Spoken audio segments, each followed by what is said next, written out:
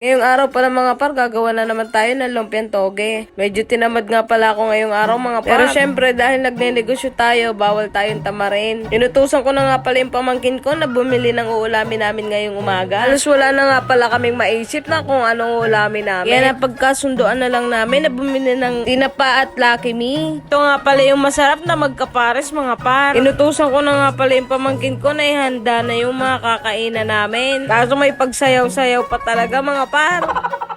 At ayun na nga mga par, hindi nga pala makukumpleto yung araw ko kapag walang kape. Uy, Nescafe, baka naman. Hindi pa pala kami nakakakain, may umorder na din mga par. Kapag gantong umaga pala mga par, alas ayoko talaga muna mag-display ng mga paninda. Kasi nga marami pang kailangan gawin dito sa bahay. Buti na lang talaga pagkagising ko, naliligo na din ako agad. Para kahit ano nang gawin ko, at least nakaligo na ako.